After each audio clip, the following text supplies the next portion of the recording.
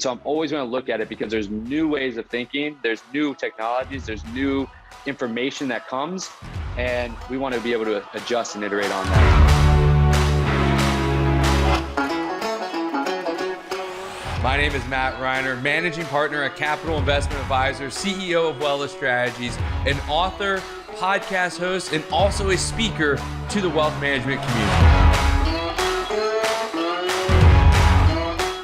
My mission is to help every family in this country have access and be served by a human financial advisor.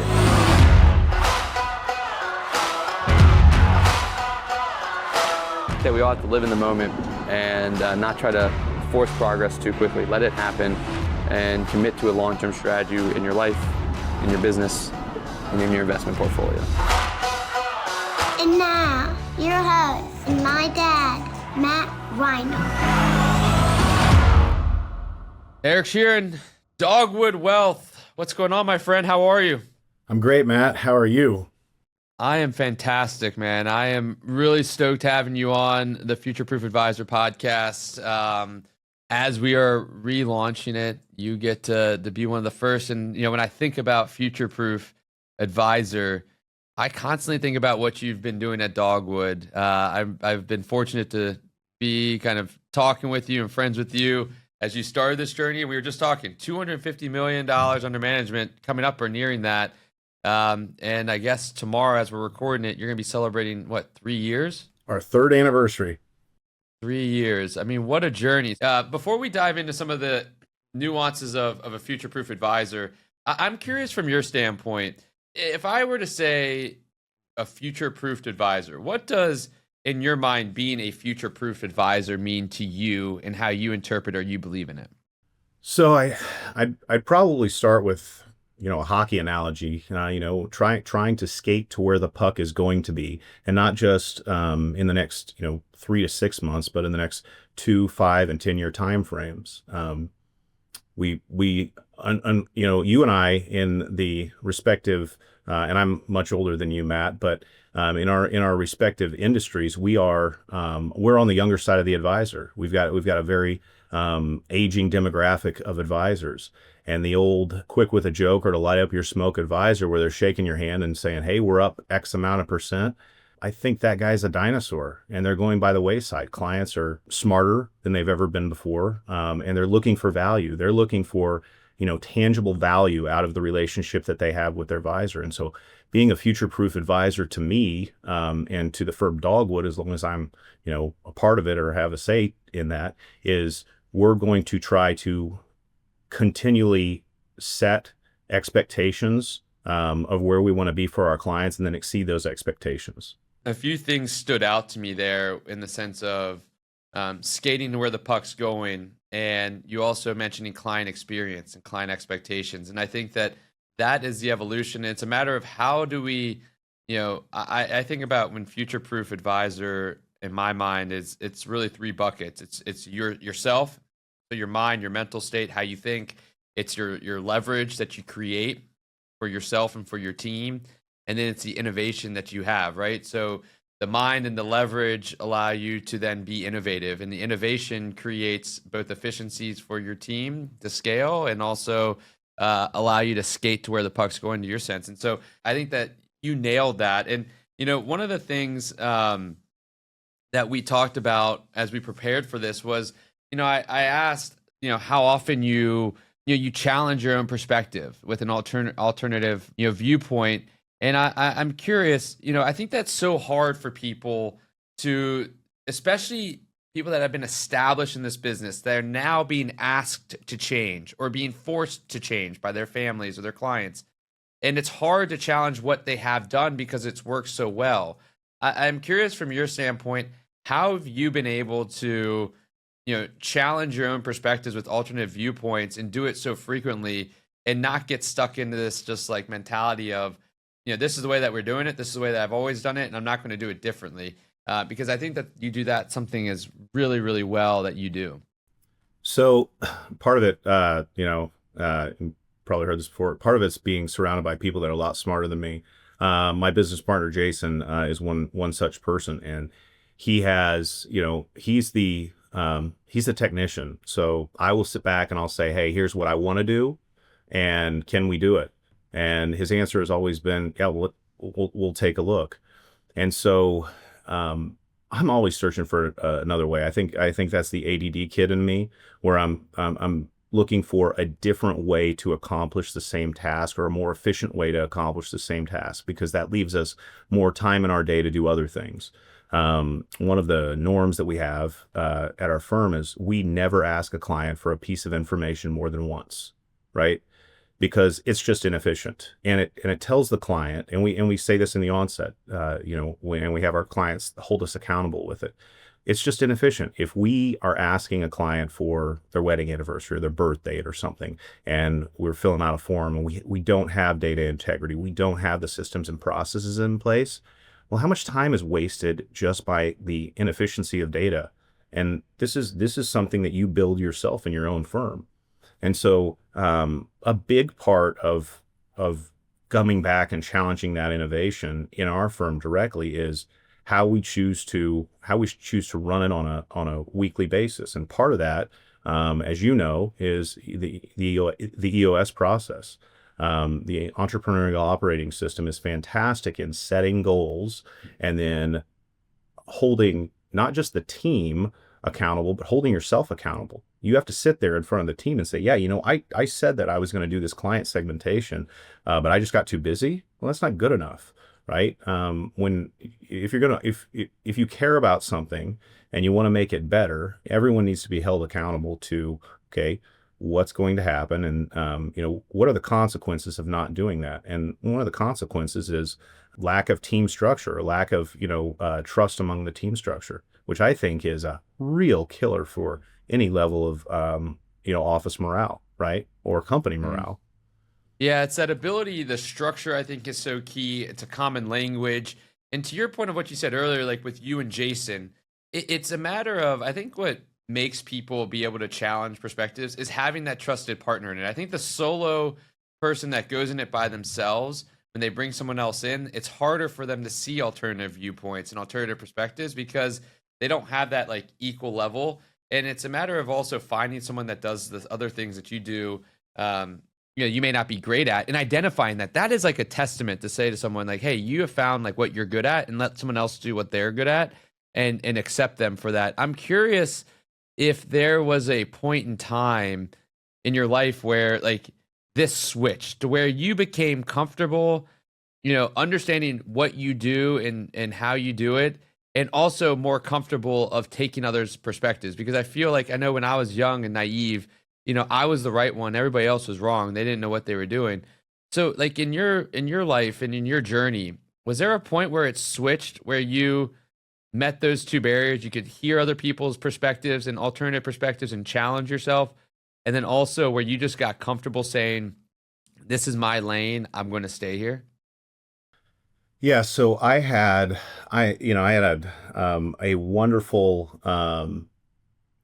tenure at another firm, and in that, when I was at the other firm, I was one of the founding partners of this firm, and so I was put in a position of business development, and so I would sit down and I'd go through these. I'd bring on new clients, I'd fill advisors' books of business up. And what I realized in that point in time is that's when I was the happiest. Going back to our earlier conversation, that's when it wasn't work, right? And I got to thinking, because there's several attitudes you hear in the financial services industry. Oh, this guy's a closer, or he can't close business. And I'm like, well, that's a skill. But I knew and had several people that I worked with at the time, my business partner, Jason, being one of them, that was a fantastic planner. I mean, this guy's forgotten more about planning than I'll ever know, right? And I'm a pretty decent planner, but he's just better. It's just better, and he's got a real passion for it. He asks those questions, and he figures out how to do things that, I was junior varsity to him from a planning standpoint. And I said, okay, well, if I'm good at what I can do, and I focus only on what I can do, and I can put him in this realm where he can focus on what he's good at, and then you backstop both of us with someone that's great in operations, well, holy cow, that's a recipe for success. And so what we try to have is we try to have the right people on the bus, but we also try to have them in the right seats, Because if you have the right people in the right seats and it feels like it's not work to everyone and we're all just having a good time, well, that's when your personality comes out. That's when you have that mutual level of respect. But I'd say a lot of that, Matt, comes with maturity, because I was much the same way. I don't need this and I don't need this, and I'll just close all this business and everything will be fine. But what you realize is there's a cap to that. There's a cap to that level of thinking where I've got to be everyone. I would never get any vacation time. I would have to be here all the time for my clients. I'm the only one that they want to talk to. So what have I really done except, I guess, put them in a worse position? So yeah, I mean, it's just a structured, efficient model. And, you know, to be that efficient, you have to be able to say no to things. You have to be able to kind of, you know, which I was honored for you to say yes to this, because these are the types of things that's like easy to say no to, right? You've got Friday to wrap up and you've got to get prepared for your next set of meetings in the next week. On your list of no's, what do you have on your list of no's, and how did you build that list of what you say no to most often?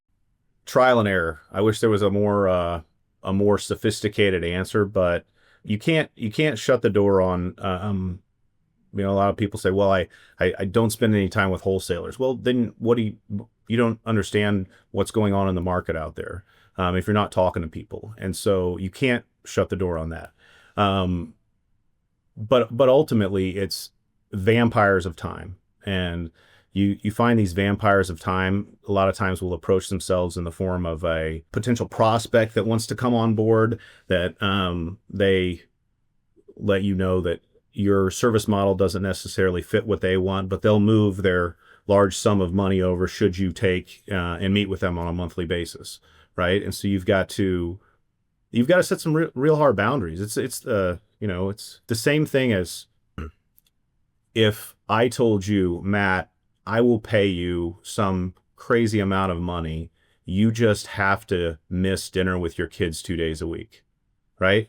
That wouldn't fly, right? Because you have a distinction of what's important in your life, and it's the same thing. Your work life has to be, you know, obviously it's we work to live, we don't live to work. And so we all want to be home with our families and do that, but understanding kind of what's going to come in the way of that is these vampires of your time. And it's the same thing at work. Like what's going to come in between us not accomplishing what our goals are for the week? Well, if we skip our level 10 meeting, which our EOS level 10 meeting, that's where, you know, it's an all hands on deck meeting where we're talking about what happened last week. What do we need to change? Is there anything that we need to drop to the issues list and make sure that we get taken care of? Where are we in relation to our goals? And we had a real problem last year, actually the year before last, where we would put our goals that, yeah, we're on track. There'd be no weigh-ins. And then at the end of the quarter, well, all of a sudden something didn't get done. Well, if we were on track, why didn't it get done? And so now we default all of our goals to off track. You have to make some tangible steps to move forward.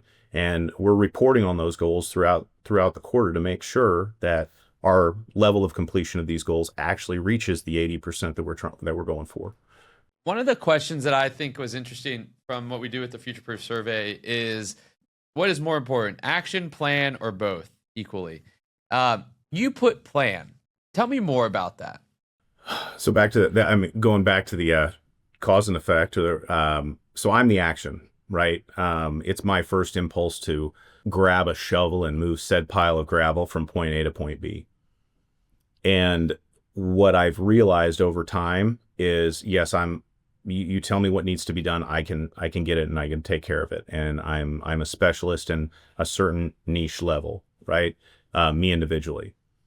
But if we have a plan, for instance, you know, our plan was for, it's interesting. In EOS, you set out all these goals and these metrics, and we are right exactly where I thought we were going to be. And this is when, you know, we broke away and there was so much uncertainty and everything. And I had faith in that because of the plan, because of what we set down. And we said, okay, we can't control what happens over here with the market. We left February 15th of 2022. And 3 or 4 days later, Russia invaded Ukraine. And everybody was like, whoa, you sure picked a heck of a time to start a business. And I would go back and I would say we picked the perfect time to start a business. But we had a personal situation where my business partner was out for about a month, and we were very worried from a family standpoint about one of his kids, and all is right and all is well at this point in time. Praise God. But I remember him saying this to me, and it was super impactful, especially because you start a business with someone, you have a business partner, like this is a lifelong type relationship. And I remember him saying to me, Eric, we didn't know what to do as parents, but we just knew if we could take that next step, right? And so if you boil that down and you come back to the business acumen of that statement, if you can take the next step, right, that would dictate that the plan is the most important part. In the darkest times when you're worried about this, that, or the other thing, if you can just take that next step, you're making positive momentum and moving. Just your general inertia will carry you through most things.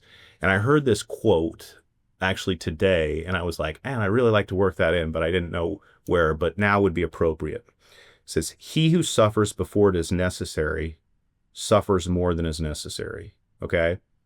And meant by that is you can worry about all the different things out there that potentially could stop you from achieving your goal, or you could just stop worrying and move forward, right?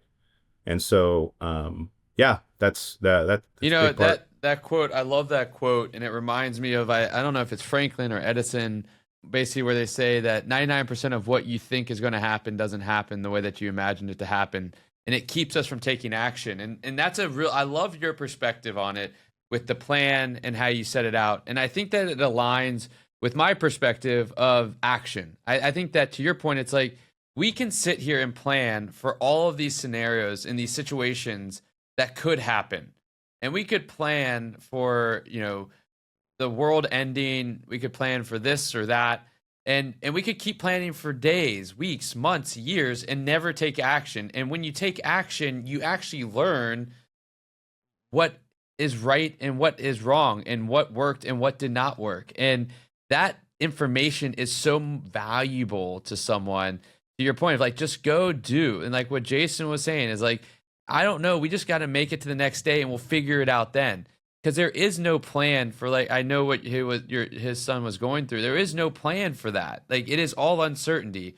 And you could sit there trying to create a plan, and a plan makes us comfortable, but sometimes makes us too comfortable to where we just like, well, we got the plan, it'll all work itself out. No, there's like a lot of action mentally, physically, purposefully, that has to go into that to get there.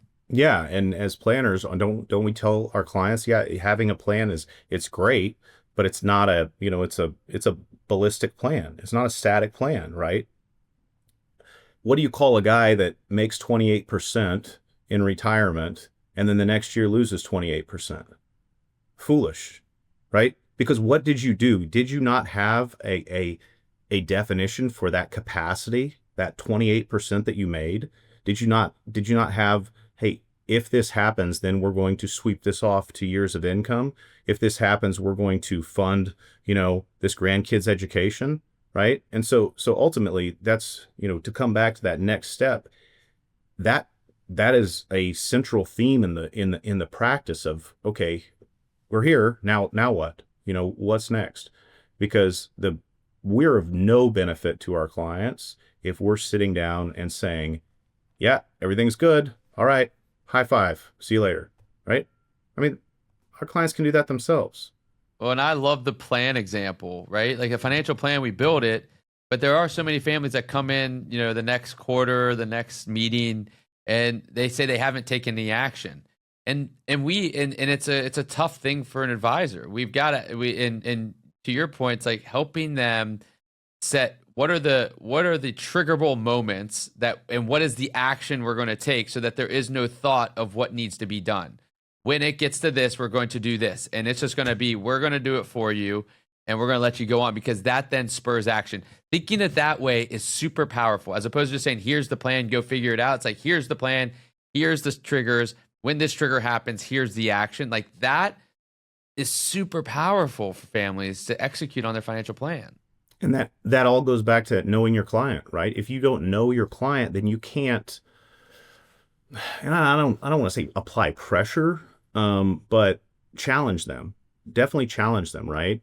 Um, one of the things that we try to do and try to accomplish is to get our clients to spend more than they normally would, right? If we can tell them that all this stuff over here that they're worried about is going to be okay, based and give them, math-based facts there, then and allow them to spend, 10 to 15% more. It doesn't seem like much, but it's life-changing. It's the first class trip to Europe where they take their family or they take, a loved one, right? It's most precious commodity in the world is time, right? Followed by health, right? And then after that, it's a toss up, right? And so ultimately our jobs are fiduciary stewards of our client's well-being. And if we're not challenging them, then just like if Allie next door says to me, "Oh, I'm not going to challenge you on what you believe," and I'm arrogant enough not to believe, that she has something to offer. Well, then that's not a winning relationship, nor is our relationship with our clients. Yeah, and I think that I think that that's such a good perspective, and that the combination that you just made, which I think you kind of breeze past because it's so just like normal for you, is this connection between the money and the growth of money is not for a mentality, but for an experiential side of things, which then generates a feeling inside of it's, the numbers, the factual numbers are great, but it's the feelings that are had when using what is deemed from the facts. And I think that connection is like what brings people to understand their plan and buy into their plan. So much more from that standpoint. I think that's really powerful. Yeah, I would. You've had a life-changing experience with your dad, right? And we've talked about that, and having any level of time back with him in a heartbeat you would take. There's not a number that you could put on that. And so if we're able to approach our clients, and everyone's lost someone at some point in time, and if we're able to approach our clients and say, "Hey, this is a finite place where we are. What is important to you? And let's maximize the good as long as we can cover and take care of the bad."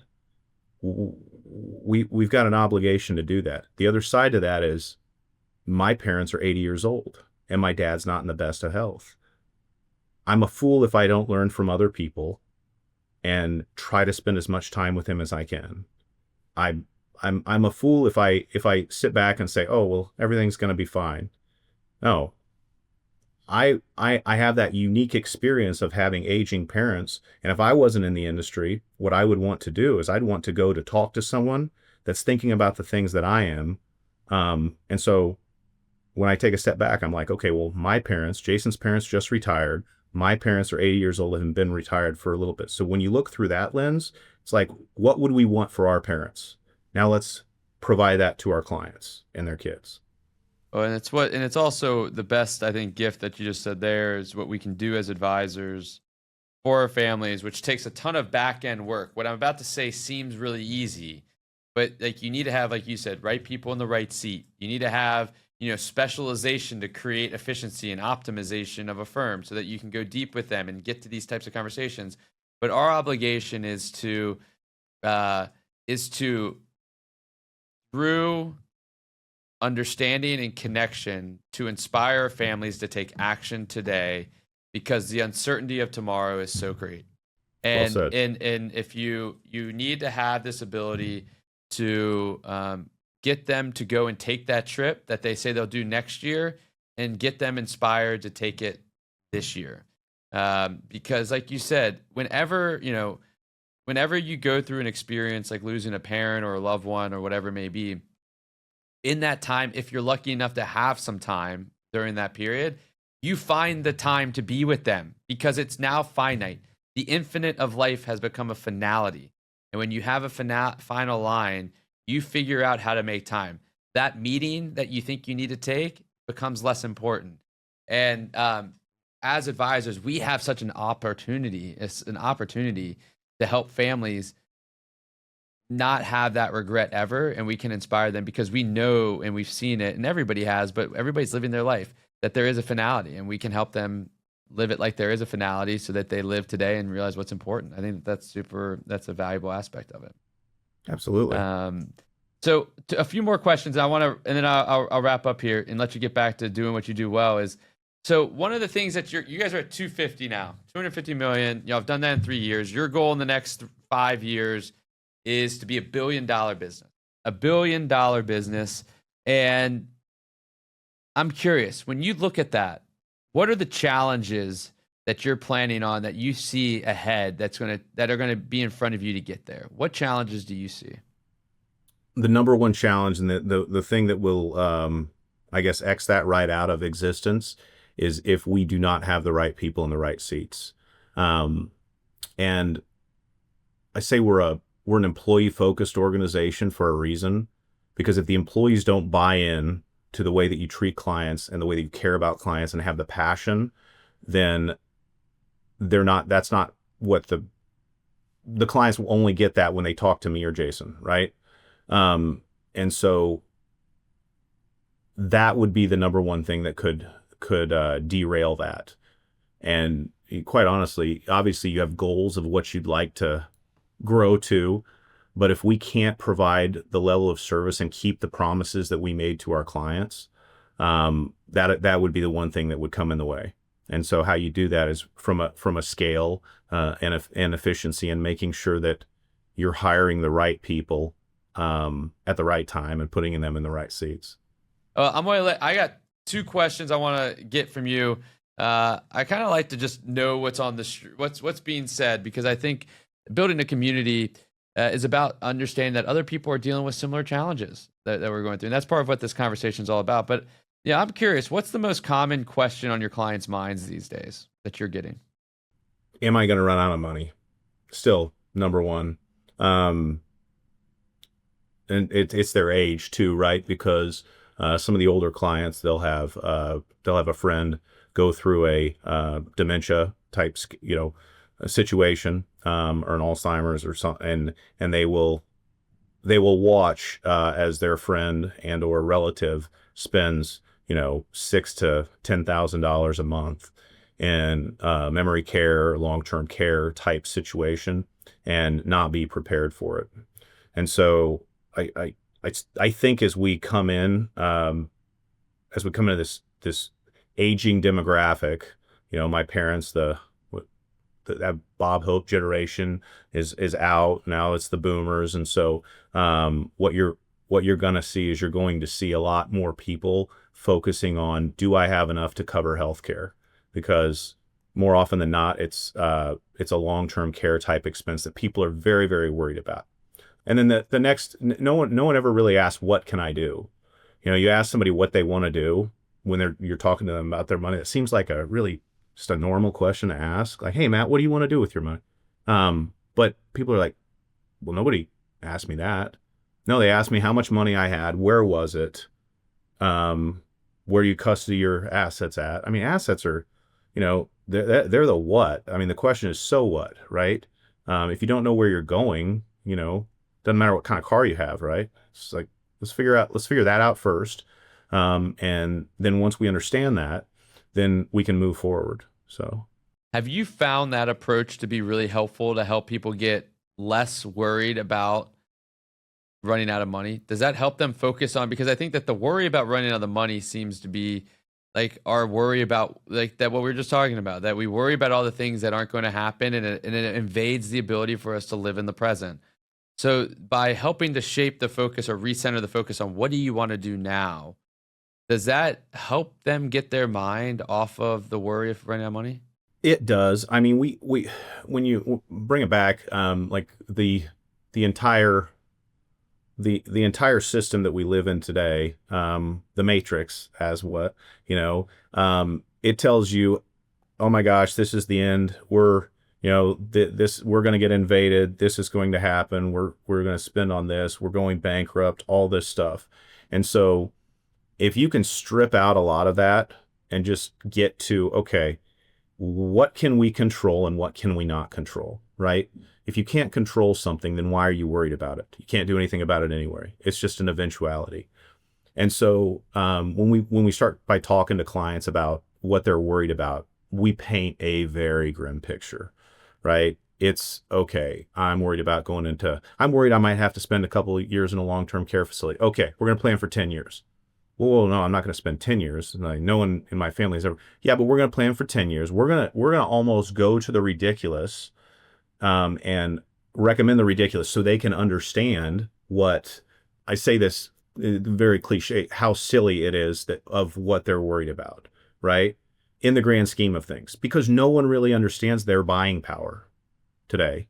And so once they understand that, and you actually price things out, you price homes out, you price gifts out to kids or whatever they're worried about, then what we've noticed is if you give them a ridiculous example, then they start spending a little bit more. And maybe it's 5%, maybe it's 10%. If it's 5%, we're going to try and get them to 7% more spending next year, right?